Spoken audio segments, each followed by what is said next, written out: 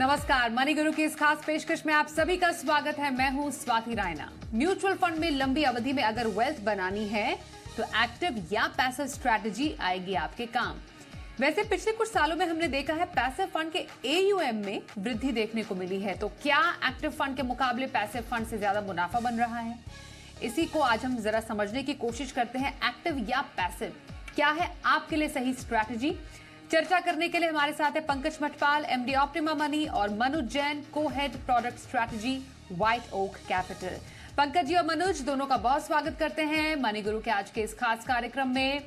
अगर हम कुछ आंकड़ों के जरिए इस पर एक गौर डालें, समझने की कोशिश करें कि एक्टिव या पैसिव स्ट्रैटेजी कैसे काम कर रही है पिछले कुछ समय में, तो एक्टिव फंड का कुछ फीका प्रदर्शन हमें कुछ समय से देखने को मिल रहा है। पंकज जी ज्यादा रोशनी इस पर डाल पाए अगर आप, कि हमने पिछले कुछ समय में देखा है कि कई जो एक्टिव फंड्स हैं वो अपने बेंचमार्क को बीट करने में ज्यादा सफल नहीं हो पाए हैं। स्पेशली हमने जैसे लार्ज कैप फंड्स भी देखे हैं, उनका प्रदर्शन कुछ कमजोर ही रहा है, कमतर रहा है, जो कि हमने हाल ही में एम्फी के डेटा में भी रिफ्लेक्ट होते हुए देखा है।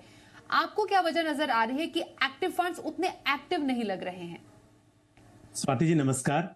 देखिए, आपने जैसा मेंशन किया कि लार्ज कैप में ऐसा देखा गया कि most of large cap funds जो एक्टिवली मैनेज फंड्स हैं वो अपने बेंचमार्क को बीट नहीं कर पाए। लेकिन ये सिर्फ लार्ज कैप तक ही सीमित है। यदि आप स्मॉल कैप की बात करें, मल्टी कैप या फिर मिड कैप की बात करें, तो वहां पर ऐसा नहीं देखने को मिला है। और इसकी वजह क्या है स्वाति, मैं आपको बता दूं कि अब क्योंकि सेबी के अकॉर्डिंग जो लार्ज कैप फंड्स है उसकी डेफिनेशन ये है कि 80% ऑफ द असेट वो आपको लार्ज कैप ओरिएंटेड शेयर्स में एलोकेट करना है। और लार्ज कैप शेयर्स कौन से हैं? जो कि टॉप 100 कंपनीज हैं बाय देयर मार्केट कैपिटलाइजेशन।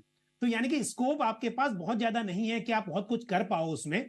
तो जो इंडेक्स है उसमें आप 50 स्टॉक्स या फिर 100 स्टॉक्स का, निफ्टी 50 या निफ्टी 100 की आप बात करेंगे। और यहां पर यदि आप एक एक्टिवली मैनेज फंड लेते हैं तो वहां भी आपको 100 स्टॉक्स में से चुनना है। तो यहां पर बहुत ज्यादा चुनना है, तो यहां पर बहुत ज्यादा स्कोप नहीं रह पाता है। और हमने देखा कि ये देखने को मिला कि एक्टिवली मैनेज फंड्स कुछ खास नहीं कर पाए। तो इन्वेस्टर्स को समझना चाहिए कि यदि लार्ज कैप की बात चल रही है तब जरूर वो लार्ज कैप इंडेक्स को प्रेफरेंस दे सकते हैं। लेकिन यदि मिड कैप, स्मॉल कैप या बहुत सारी दूसरी कैटेगरीज हैं, वहां पर एक्टिवली मैनेज फंड्स में अच्छा स्कोप है बेंचमार्क को बीट करने का। तो मैं मनुज आपसे एक इनिशियल कमेंट लेना चाहूंगी। एक्टिव फंड जैसे पंकज जी कह रहे हैं कि लार्ज कैप एक इकलौती कैटेगरी है जहां पर हम उतना उत्साहित रिस्पांस नहीं देख रहे हैं निवेशकों की तरफ से, पर डेफिनेटली स्मॉल और मिड कैप सेगमेंट ऐसा है जहां पर बढ़ चढ़कर निवेश हो रहा है as compare to passive. Active में अभी कैसा रिस्पांस आप देख रहे हैं? शुक्रिया स्वाति जी, पहले तो हमें आमंत्रित करने के लिए अपने शो पे। एंड पंकज जी ने जो बात कही उसको मैं आगे लेके जाता हूँ। देखिए क्या है कि जैसा कि नाम ही बताता है, एक्टिव फंड मैनेजर, यानी कि ऐसे फंड मैनेजर जो एक्टिव कॉल्स ले।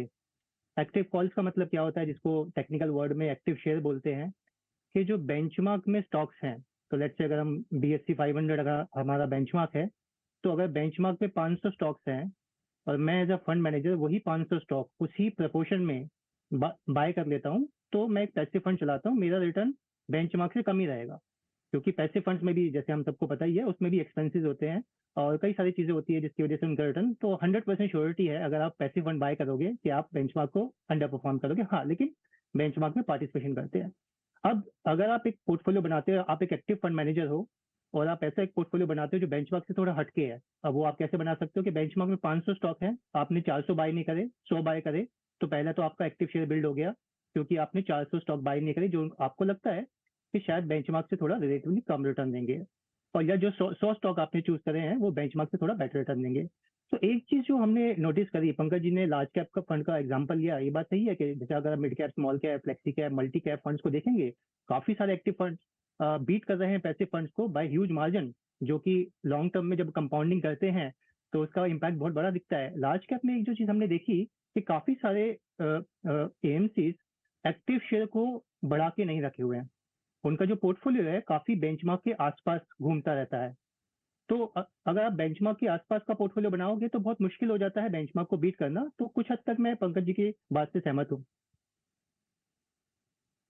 Okay, passive strategy, passive fund की तरफ आए तो उसका बाजार भी काफी बढ़ता जा रहा है। ये कुछ आंकड़ों से हमें पता चल जाता है। अगर हम पिछले साल जुलाई के आंकड़े देखें तो कुछ 95 इंडेक्स फंड थे, जो नेट एयूएम था कुछ 94,000 करोड़ के आसपास था। वहीं एक साल के बाद जुलाई 2023 में हमने देखा इंडेक्स फंड जो है उनकी वो लगभग दुगने बढ़ गए, और यहाँ पर नेट एयूएम में भी लगभग दुगनी बढ़ोतरी हमें देखने को मिली है। पंकज जी, इनफैक्ट इवन जो कंपनीज है, म्यूचुअल फंड कंपनीज हैं, पिछले कुछ समय में हमने देखा है कि वहां पर भी बढ़ चढ़कर जो पैसिव फंड्स हैं उसकी भरमार है।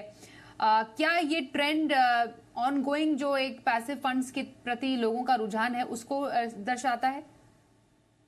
बातें दो बातें हैं। एक तो बिल्कुल जैसा आपने कहा कि इन्वेस्टर का इंटरेस्ट वो भी एक कारण है कि पैसिव फंड्स को समझना आसान है। और कई बार क्या होता है जब आप किसी एक्टिवली मैनेज फंड में इन्वेस्ट करते हैं तो ऐसा हो सकता है कि मान लीजिए आप मिड कैप फंड में इन्वेस्ट कर रहे हैं और जिसमें आपने इन्वेस्ट किया है वो अच्छा परफॉर्म नहीं कर रहा है, बल्कि दूसरा मिड कैप अच्छा कर रहा है, तो आपको थोड़ी निराशा होती है। लेकिन यदि आप मान लीजिए निफ्टी 150 मिड कैप फंड में इन्वेस्ट कर रहे हैं तो जैसा मार्केट कर रहा है वैसे रिटर्न आपको मिलेंगे, तो शायद आपको निराशा नहीं होगी। तो इस बात को लेकर साइकोलॉजिकली शायद इन्वेस्टर्स उसमें इन्वेस्ट करना चाहते हैं। लेकिन जो वजह है कि क्यों fund houses passive funds launch कर रहे हैं उसका कारण अलग है भी है। वजह यह है कि अब क्योंकि सेबी के नियमों के अनुसार एक फंड हाउस एक कैटेगरी में एक ही फंड लॉन्च कर सकता है, तो एक फंड हाउस के पास दो लार्ज कैप नहीं हो सकते, दो मिड कैप नहीं हो सकते, तो चॉइसेस यहां पर लिमिटेड हैं। तो आपने यदि जो भी कैटेगरीज हैं उसमें फंड लॉन्च कर दिए तो फिर आप आगे क्या करेंगे? तो ऐसे में अगर पैसिव फंड्स की बात की जाए तो यहां पर बहुत सारी चॉइसेस हैं, क्योंकि बहुत सारे इंडेक्सेस हैं और उनके बेस पे आप इंडेक्स फंड्स लॉन्च कर सकते हैं। तो ये भी एक वजह है। तो इन्वेस्टर्स का इंटरेस्ट तो है, लेकिन साथ में फंड हाउसेस के पास स्कोप है इन्वेस्टर्स के पास पहुंचने का और ज्यादा इन्वेस्टर्स को बढ़ाने का, तो फंड लॉन्च करने का। तो इसके लिए भी ये ज्यादा फंड लॉन्च हो रहे हैं। मैं इनफैक्ट आपसे भी इस पर एक इंसाइट चाहूंगी, जैसा पंकज जी बता रहे हैं, क्योंकि एक कैटेगरी में एक ही फंड लाया जा सकता है और एक्चुअली जो यूनिवर्स है पैसिव फंड का उसमें एक्सप्लोर करने के लिए काफी ज्यादा है।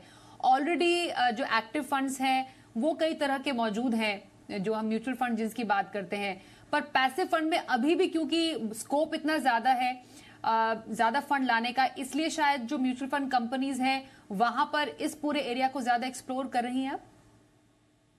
तो स्वाति जी, पंकज जी ने एक इम्पोर्टेंट बात बोली कि थोड़ा आसान रहता था एक्चुअली पैसिव फंड्स को चूज करना, बट अभी जैसे जो टॉपिक आपने बहुत इंटरेस्टिंग टॉपिक छेड़ा है, अब इतने सारे पैसिव स्ट्रेटजीज आ गई हैं।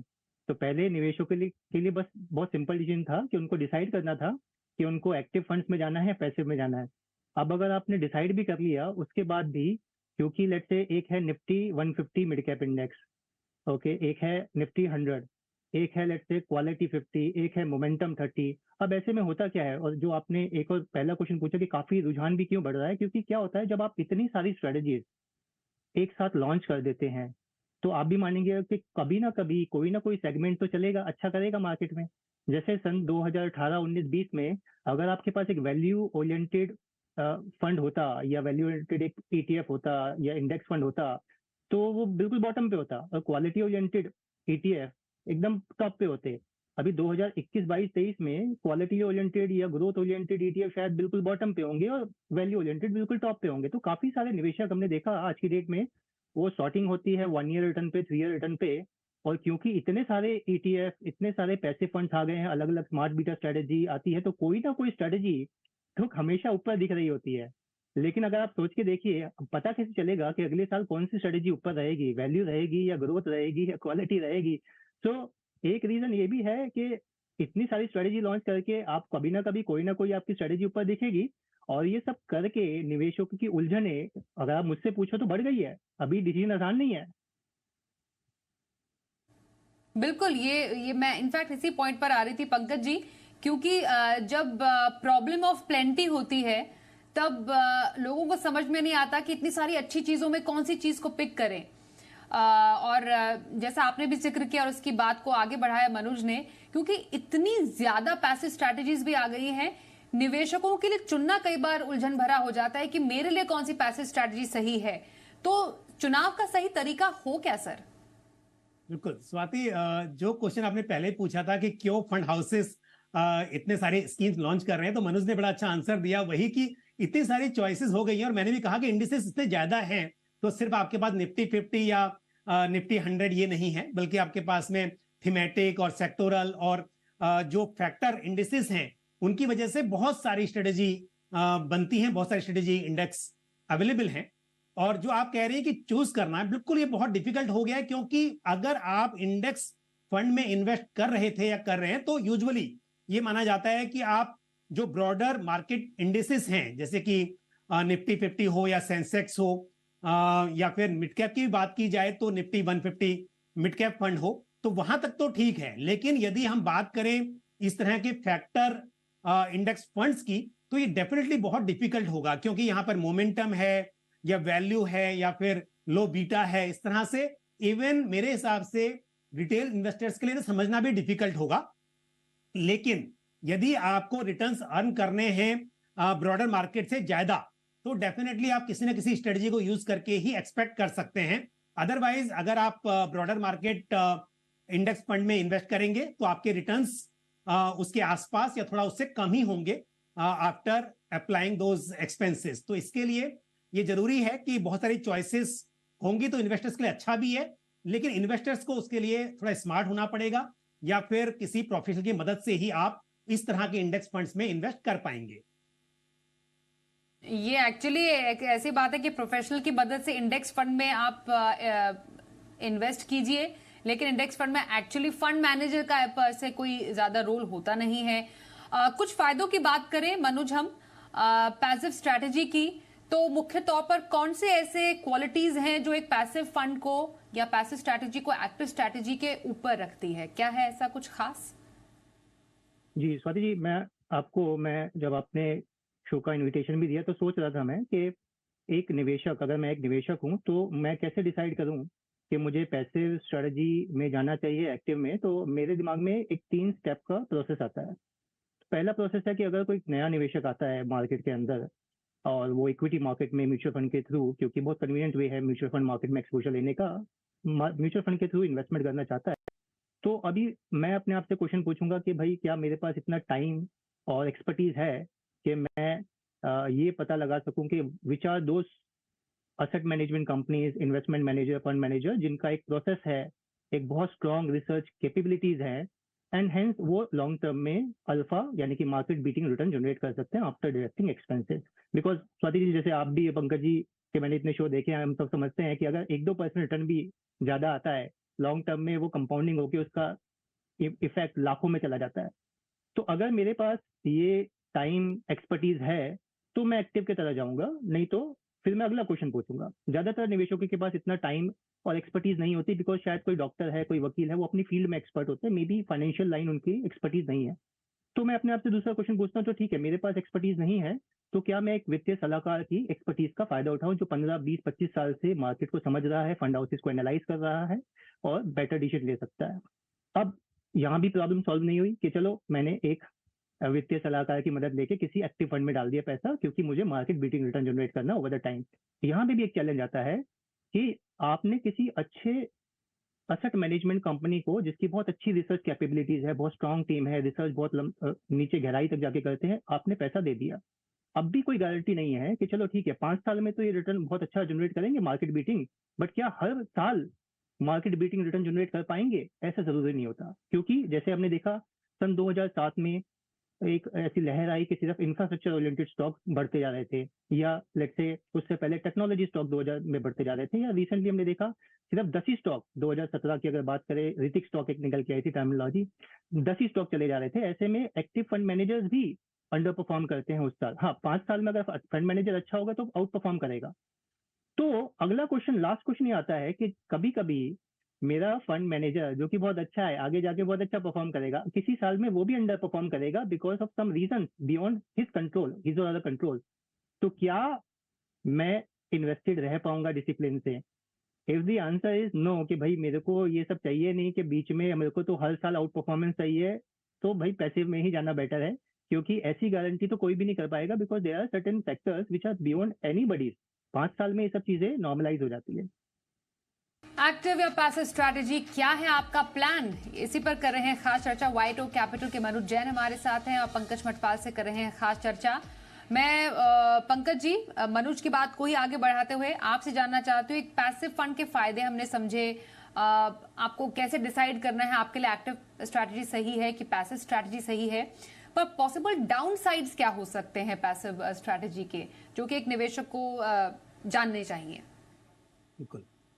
स्वाति जी, देखिए, एक्टिव और पैसिव दोनों की ही इंपॉर्टेंस है पोर्टफोलियो में। और जहां तक सवाल है डाउन साइड का, जब आप एक्टिवली मैनेज फंड्स में इन्वेस्ट करते हैं तो जो फंड मैनेजर है उनकी कोशिश यही होती है कि वो आपके पोर्टफोलियो के रिस्क को कम कर सकें। क्योंकि अगर आप किसी इंडेक्स की बात करेंगे तो वहां पर किसी भी सेक्टर का या स्टॉक का एक वेट तय होगा, लेकिन अगर फंड मैनेजर को ऐसा लगता है कि वहां पर ज्यादा रिस्क दिखाई दे रहा है उस सेक्टर में या उस स्टॉक में, तो अपने हिसाब से वेटेज कम किया जा सकता है, वहां पर बदलाव किए जा सकते हैं। हालांकि कहा हमेशा जाता है कि जो पैसिव फंड्स हैं वो सेफ हैं, लेकिन कोशिश तो फंड मैनेजर्स की यही होती है कि वो आपके पोर्टफोलियो के रिस्क को और कम कर सकें। तो एक तो यह है कि रिस्क के हिसाब से भी देखा जाए तो एक्टिवली मैनेज फंड्स में हो सकता है कि लॉन्ग टर्म में रिस्क और कम हो पैसिव फंड्स के मुकाबले। दूसरी बात है रिटर्न्स की। हमने लार्ज कैप की बात की, वहां पर देखा कि most of the funds benchmark को बीट नहीं कर पाए कुछ समय में। हालांकि कई बार ऐसा भी रहा बहुत सारे पीरियड्स में जहां पर एक्टिवली मैनेज फंड्स ने काफी अच्छे मार्जिन से इंडेक्स फंड्स को आउट परफॉर्म किया है, लार्ज कैप इंडेक्स को। लेकिन यदि हम बात करें दूसरी कैटेगरी की, तो वहां पर तो हम देख रहे हैं कि एक्टिवली मैनेज फंड्स काफी अच्छा परफॉर्म कर रहे हैं, बेटर परफॉर्म कर रहे हैं कंपेयर टू इंडेक्स फंड्स। और यदि आप वो 2, 4, 5% का डिफरेंस देखते हैं और आप उसे कंपाउंडिंग करते हैं, तो लॉन्ग टर्म में जो वेल्थ क्रिएट होती है एक्टिवली मैनेज फंड्स के थ्रू, वो काफी बेटर हो सकती है, अधिक हो सकती है कंपेयर टू इंडेक्स फंड्स। तो इन्वेस्टर्स को अपने पोर्टफोलियो में साइकोलॉजिकली इस हिसाब से कि मुझे मार्केट वाले रिटर्न तो मिले कम से कम, उससे कम ना हो, आप बिल्कुल इंडेक्स फंड्स को अपने पोर्टफोलियो में शामिल कर सकते हैं। लेकिन आप एक्टिवली मैनेज फंड्स को इग्नोर नहीं कर सकते, वो डेफिनेटली आपके पोर्टफोलियो का एक बड़ा हिस्सा होना चाहिए। और हम परसेंटेज एलोकेशन की बात करें तो ऐसा कोई फिक्स फॉर्मूला तो यहां पर नहीं हो सकता है, लेकिन फिर भी आपका थोड़ा एलोकेशन जो ब्रॉडर मार्केट इंडिसेस हैं उनमें इन्वेस्ट हो सकता है, और मेजर जो है वो आपका एक्टिवली मैनेज फंड्स में होना चाहिए। और जहां तक कुछ सेक्टोरल या थीमेटिक फंड्स हैं, उसमें अगर आपको सच में मार्केट की नॉलेज है तो समय के अनुसार जिस पीरियड में आपको लगता है कि वो थीम्स या वो सेक्टर्स अच्छा परफॉर्म कर सकते हैं, तो आप उस वक्त पर उन सेक्टोरल या थीमेटिक इंडेक्स फंड्स में एक्सपोजर ले सकते हैं। जी मनोज, यूजुअली एक नए निवेशक के लिए कहा जाता है कि अगर आपको निवेश की शुरुआत करनी है तो एक अच्छा इंडेक्स फंड आप चुन लीजिए और अपने निवेश की शुरुआत कीजिए। ज्यादा झंझट नहीं है, इंडेक्स को ट्रैक करेगा और आपके लिए थोड़ा सा आसान हो सकता है निवेश। पर जैसा पंकज जी बता रहे हैं, दोनों ही स्ट्रैटेजीज की जगह हो सकती है एक पोर्टफोलियो में, पर एक नए इन्वेस्टर के पर्सपेक्टिव से क्या एक्टिव और पैसिव दोनों स्ट्रैटेजी शुरुआत में ही शामिल करनी चाहिए अपने पोर्टफोलियो में? मैं अभी भी ये मानता हूँ कि अगर आप एक अच्छा वित्तीय सलाहकार ढूंढ पाए, उसकी मदद ले, तो वो आपको हेल्प कर सकता है अच्छे असेट मैनेजमेंट कंपनी के अच्छे एक्टिव मैनेज फंड में निवेश कराने के लिए। बट कई बार हमारे पास एक्सेस नहीं होता अच्छे फाइनेंशियल एडवाइजर का, तो उस सिचुएशन में अगर आपको खुद से शुरुआत करनी है, हाँ, starting point can be passive fund, but जैसे जैसे आप धीरे धीरे नॉलेज गेन करेंगे आप एक्टिव फंड्स की तरफ जा सकते हैं। क्योंकि लॉन्ग टर्म में तो देखिए, जैसे पंकज जी ने भी बताया कि अगर आप थोड़ा सा भी रिटर्न ज्यादा कमाते हैं, जो सिर्फ एक्टिव फंड कमा सकते हैं, मतलब वहीं पे गुंजाइश है।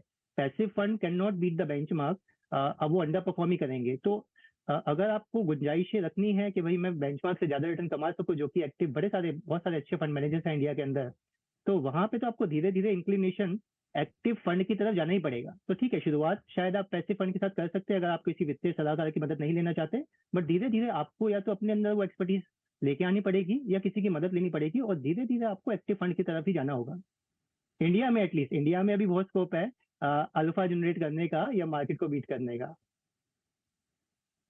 यूजुअली पंकज जी कहा जाता है कि वेल्थ क्रिएशन करना है, लॉन्ग टर्म की जो स्ट्रैटेजी होती है तो वो एक्टिव या फिर पैसिव, कौन सी strategy long term wealth creation के लिए सटीक बैठती है? देखिए लॉन्ग टर्म में डेफिनेटली आपकी एक्टिवली मैनेज फंड्स क्योंकि बेटर परफॉर्म कर सकते हैं, अल्फा जनरेट कर सकते हैं, तो वेल्थ क्रिएशन में ज्यादा हेल्पफुल होंगे। और दूसरी बात, शुरुआत में भी मैं कहूंगा, जैसे मनोज जी कह रहे थे कि शुरुआत आप पैसिव से कर सकते हैं, मैं एक बात कहूंगा कि अगर आप ब्रॉडर मार्केट की बात करें, यानी कि large cap, mid cap, small cap की बात करें, आप नए निवेशक भी हैं मान लीजिए, और आप किसी भी फंड हाउस का एक मिड कैप फंड सिलेक्ट कर लेते हैं और आपका नजरिया लॉन्ग टर्म का है, आपको नॉलेज नहीं भी है, लेकिन एक बात तो पता है कि उस फंड को कोई फंड मैनेजर मैनेज कर रहा है, तो उसमें मुझे नहीं लगता कि लॉन्ग टर्म में कोई भी दिक्कत हो सकती है। सिर्फ यह है कि समय समय पर हो सकता है कि फंड की परफॉर्मेंस कभी बहुत अच्छी ना हो और आप उससे निराश होकर एग्जिट करते रहें, चेंज करते रहें, तब दिक्कत हो सकती है। अदरवाइज कोई नया इन्वेस्टर भी लंबे समय के लिए एक लार्ज कैप, मिड कैप या स्मॉल कैप फंड में इन्वेस्ट करके आगे बढ़ता रहे तो भी उसको लॉन्ग टर्म में कोई इस तरह की दिक्कत नहीं होगी कि उसके रिटर्न्स बहुत ज्यादा कम हो जाएंगे। हमने देखा है कि लॉन्ग टर्म में वर्स्ट परफॉर्मिंग फंड्स भी अच्छा रिटर्न्स दे पाते हैं, अगर हम ओवरऑल बात करें तो। दूसरी बात यह है कि अगर हम इंडिसेस की बात करें और हम ब्रॉडर मार्केट इंडेक्स फंड्स जो हैं उनकी बात करें, तो इन्वेस्टर अपने पोर्टफोलियो में उन्हें भी शामिल कर सकते हैं साथ में, लेकिन एक्टिवली मैनेज फंड्स तो मेरे हिसाब से लॉन्ग टर्म के लिए पोर्टफोलियो में रहने चाहिए। तो हमने समझा एक्टिव और पैसिव स्ट्रैटेजी के बारे में आपके लिए क्या सही बैठ सकती है, और इस पर चर्चा करने के लिए पंकज जी और मनोज, आप दोनों का बहुत धन्यवाद हम करते हैं। मनी गुरु के आज के इस शो में बस इतना ही, रुकेंगे एक ब्रेक के लिए, देखते रहिए जी बिजनेस।